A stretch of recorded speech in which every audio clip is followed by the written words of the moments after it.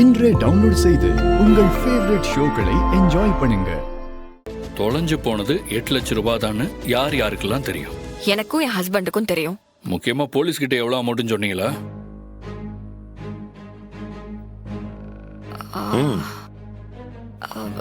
இல்ல இல்ல சார், நான் இன்னும் ஒரு தடவை கூட அவங்க கிட்ட சொல்லல. எவ்வளவு அமௌண்ட்னு யார்கிட்டயுமே சொல்லல. அப்புறம் எப்படி அந்த இன்ஸ்பெக்டர் கரெக்டா 8 லட்சம் தொலைஞ்சு போயிருக்குன்னு திரும்ப திரும்ப சொல்றாரு?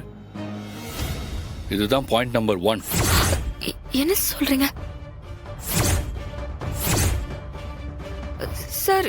இப்ப வரைக்கும் எவ்வளவு அமௌண்ட் தொலைஞ்சு போச்சுன்னு அந்த இன்ஸ்பெக்டர் கிட்ட சொல்லவே இல்லை சார். அப்புறம் எப்படி அவரு 8 லட்சம் ரூபான்னு சொல்லிருப்பாரு? ஏன்னா திருடினவனுக்கு தானே அதுல எவ்வளவு பணம் இருக்குன்னு தெரியும். திருட்டு ராஸ்கல்.